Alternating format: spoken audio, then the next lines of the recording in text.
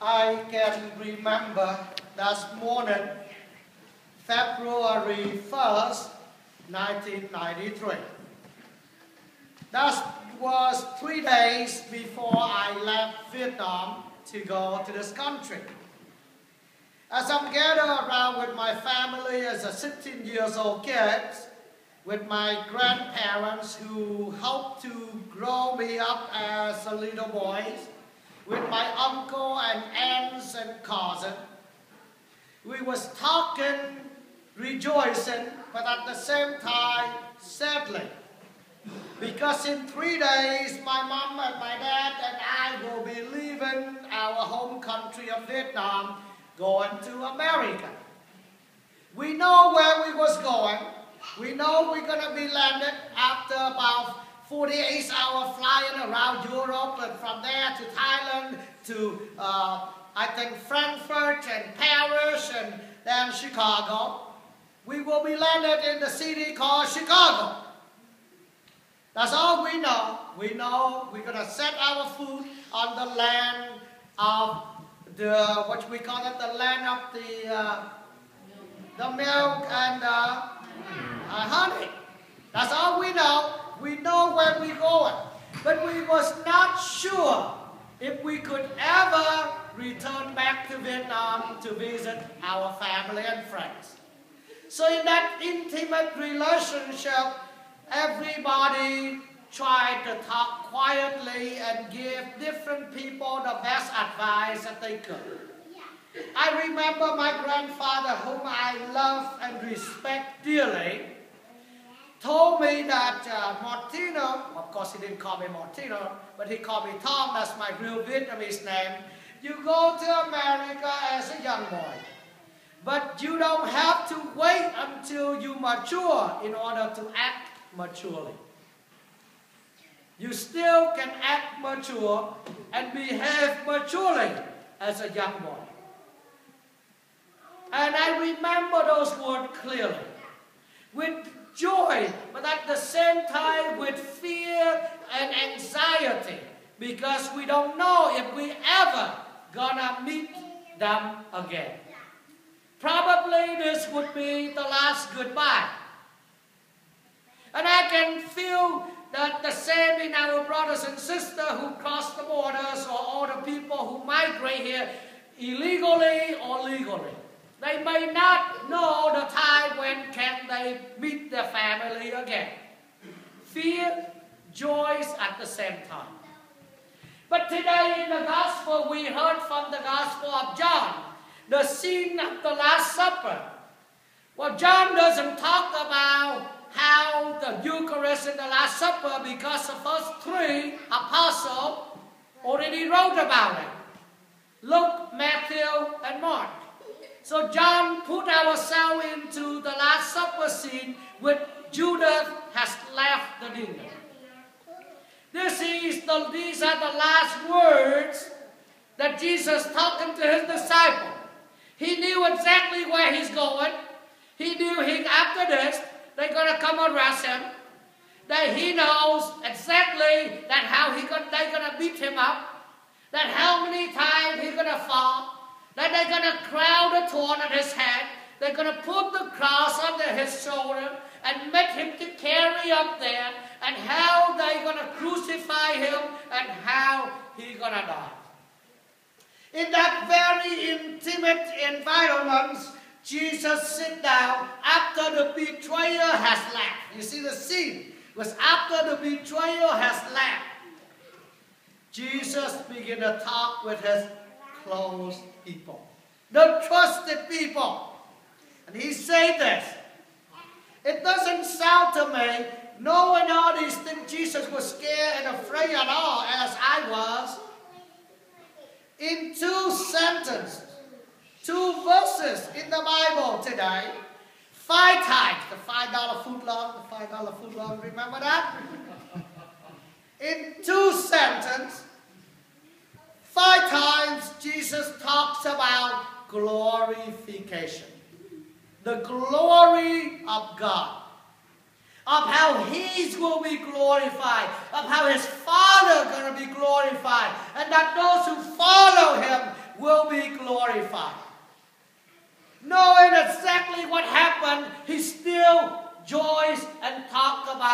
glorified.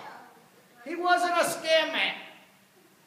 But glorification is not just for him alone, for his Father alone.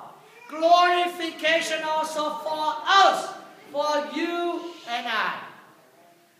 Have you ever remember if your mom and dad, before if they have passed away, your grandparents, before they pass away, what do? They all gather around, right? The children. And sometimes they try to even to spend one-on-one, right? To make peace with mom and dad. To make sure mom and dad talk to them, right? Well, John Heffernan, just as his mother passed away, he knows that everybody, brothers and sisters, gather together and let the people who are about to leave to talk to them in a very important ways. And these words are important. They listen attentively and they will remember these words forever. So what is the word that Jesus said? I give you a new commandment. Love one another.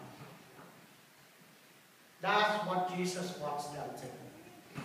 That's what he wants to make sure they get it before he's going away. That's what he wants to make sure they understand. And in order to be glorified, they have to love one another. Now, we know that they hang around with one another, but they was fighting among one another. Who wants to be the right, the left, and sit the first and second? We all know that. I don't know how the miners grow up, but I know they have big brothers. I mean, every one of them big. I don't know how they give each other the punch of knockout, They're probably fighting among themselves. I'm lucky I am the only choice. I got no one to fight. But if you grow up in a big family, jealousy is there. Well, Daddy, but you bought that for her when she graduated. What about me? Well, you know what I'm talking about. Joseph, you don't know what you did. I remember the word Monsignor Lucre said, you got 5 kids and you bought the car for the first one, you got 4 more to go. Daddy, they fighting among one another. They frustrate, they jealous. Of course, they see each other as brothers and sisters, cousin here. But why? Why don't I get the same thing? Jealousy is there. I even remember this. Well, I understand what some of you go through. I remember this. When, my dad was in prison right after the Vietnam War until he came home when I was 11. So he spent 11 and a half years in prison. I was mommy only love. Remember that. Now suddenly there's a dude, an old dude, not as handsome as I am, coming home, show up in the house and share with me mommy's love. I remember this all the time. I slept with mommy. Martino was everything mommy had. Now suddenly this dude called Daddy, weird, isn't it? Happens up here. So every night I go to sleep, I want to make sure I'm in the middle of two of them. I separate them because I have to be the center. And then in the morning when I woke up, I always saw myself outside. You know how angry I was? Very angry. I want to get him out of the house. I don't care about Daddy. I grew up for 11 years without Daddy, and I'm cool with that. So what are you doing in my house? Taking this love and attention from my mother away from you. But that's happened all the time in families. Jealousy, anger. No. But Mom always tell me this, Martino, you don't lose my love. You got another love. You don't lose anything. You got extra. So knowing that, Jesus tells his disciples, stop murmuring. Stop fighting among yourselves. Love one another. But this is the tough part, man, not just love one another. Rather, you read what the word after one another. Love one another. That's the hard part. Love one another as Jesus, as I have loved you. That is the hard part. So probably, mom and dad would tell children, now you need to love one another the way I love both of y'all. That's tough. That's tough. Because you know how much mom and dad love you. They sacrifice everything for you. So brothers and sisters, you better do the same. Love one another as I have loved you. As I, Jesus Christ, have loved you to that way, dying on the cross. And in many ways, parents are doing exactly the same to their own children. They do anything, they sacrifice everything for the children, not for us to fight. Not for us to be jealous, but for us to fall in love with one another. And that is the new commandments. That is what Jesus wants you and I to do. That is how you and I will be glorified with God, because we love one another. And I'm grateful for all of you. For this parish family, I always call this a family ever since you remember that. Ever since I arrived here almost 2 years ago, I never called this a son, the church, I call this a family. The love we have for one another. The joy, the share we have with one another. And that is important. And the pouring out of the love you have for me and my family during this time when my dad is in Vietnam and gets sick. Grateful for that. That's what family is about. As I am on board and I called Rivers probably about 10 o'clock on Monday morning. As before the plane took off at 1:30, I received almost 34 text messages from the different families of St. Mary's and of St. Michael's telling me that they pray for us.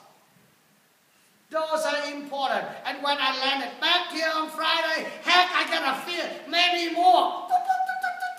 You know, as soon as you turn on the phone, they coming in just like the automatic gun coming like that. Text message coming in.